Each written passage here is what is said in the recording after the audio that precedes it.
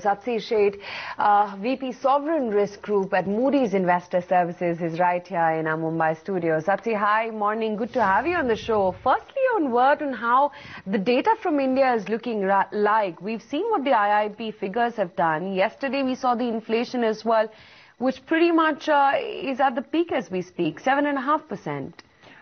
Certainly, like you said, Aisha, the inflation is still high. It was expected to abate slowly, but that is clearly not happening. At the same time, that growth, which was expected to pick up, seems to be stuck at a fairly low rate. So the IIP figures tell you that industrial growth clearly not picking up yet. And that is the scenario that we're seeing, and we expect it to persist really for the next couple of quarters. So it's a tricky time, right? I'd see right now for India, we've got the big political question, what's going to happen in the general elections next year, and of course the macroeconomic situation, which doesn't seem to be quite improving. How would you as a ratings agency now analyze India, and what is it that we can expect by way of a rating upgrade? What would trigger that according to you? For India's rating, there's two key constraints that keep India's rating at Baa3. One is the fiscal position of the government, that fiscal deficits in India are really much higher than similarly rated countries. So if that fiscal position was to improve, we don't expect it to, but if that were to happen, I think that would be positive for the credit profile and the rating. And the other constraint that we see on India's credit profile is the infrastructure position.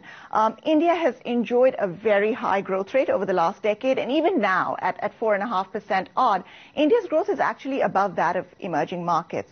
However, given its infrastructure position, whether it's soft infrastructure like education, skill set, etc., or hard infrastructure like road, ports, etc., India doesn't compare very well to competing emerging markets.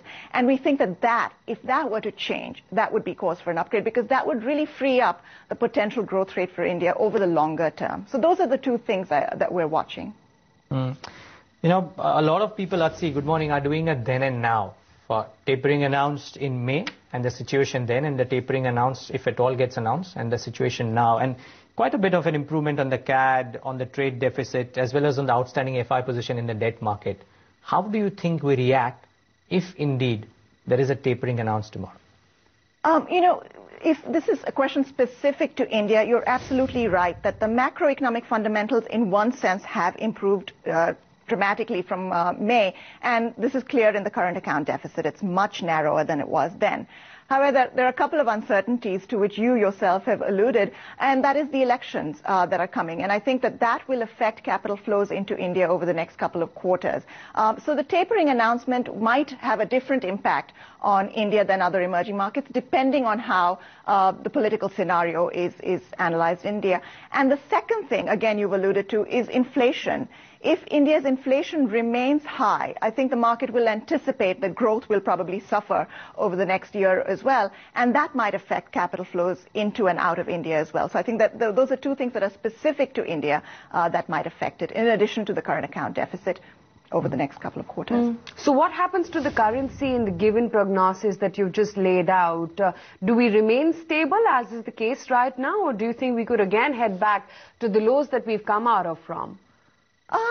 I think our own forecast is that it will remain, at current levels. There might be some volatility that will be event-driven.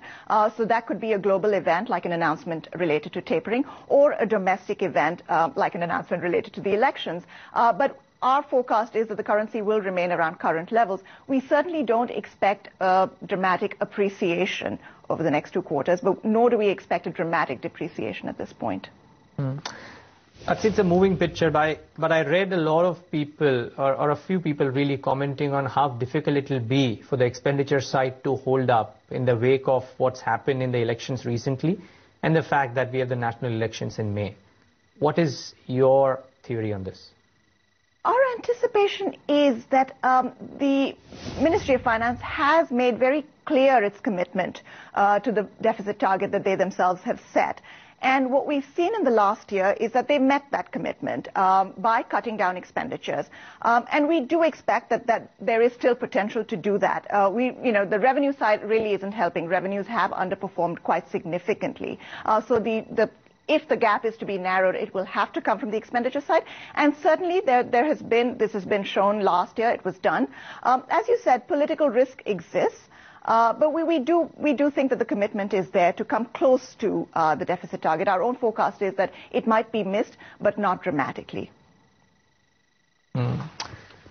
Okay. And, the other thing that a lot of people do speak about is that if indeed the fiscal situation were not to be held up to 4.8%, there could be a big risk to the currency as well. And it's a really long drawn process. I mean, a 6-month process. I don't know how people correlate the same.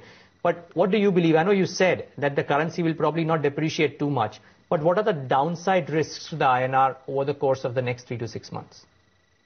You mentioned the fiscal deficit, and I think that, there's already anticipation in the market that the deficit might be missed a little bit. But having said that, India does not fund its deficit through foreign capital. Most of the deficit is financed domestically. So that's one thing that's important. And this is different than in several other emerging markets where deficit financing does come largely from outside. So the fact that India's debt, government debt, is largely financed domestically is a credit support from our perspective. And it's also largely long-term. So I think that's a credit support. But in terms of risks, the deficit missing its target will have consequences in terms of sentiment, first of all, as you've alluded, but it has consequences for inflation over the longer term. The looser your fiscal policy, the higher your inflation tends to be over the longer term. So that's one thing. Depending on where the expenditures have gone, it could have an impact on the current account. It could, support imports at the expense of exports. So that could be something that could affect the rupee as well. But our sense is that given that domestic growth is actually quite low, import demand will remain quite subdued. There are still controls on the imports that drove up the current account deficit, that's gold imports.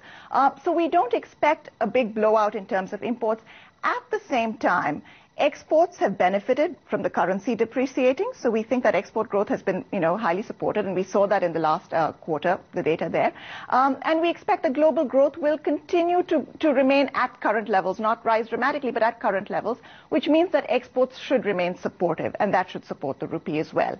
The key risk, as we've talked about before, is capital flows, whether the NRI deposits that have been, flowing in over the last couple of quarters continue to come in, whether other capital inflows, portfolio flows, external borrowings, etc., continue to come in. Depending on how those flows perform, I think will affect the rupee. I'd say high inflation still persists. We've talked about the other parameters as well. What does it all lead up to in terms of an RBI action? What is it that you're hoping to see? Well, we don't comment on policy actions, but I will say that inflation in India is not a recent phenomenon. It's a long-term phenomenon. In fact, if you look over the past 60 years, and you look at sort of decadal growth rates and inflation rates, in about 4 decades out of 7, inflation has been higher than the growth rate. So this is not something that's very new. What is troubling about the inflation rate now is how much it's driven by food inflation. And what's troubling about this is that given India's demographics, the fact that the population is A, large, B, young, food demand is likely to continue to rise, especially with policies like the food security bill, etc. At the same time, that not much has happened in terms of agricultural productivity and food supply. So this is going to be a long-term problem. This is something that's not ordinarily fixed by monetary policy. It is something that must be fixed by, supply rising in agriculture. But until that happens, until that supply response comes in agriculture, monetary policy has to do something about demand. And that's why we've been seeing tighter interest rates, because monetary policy is trying to address the things that supply constraints cannot. And that, I think, will be something that we'll see persisting for the medium term, at least in India.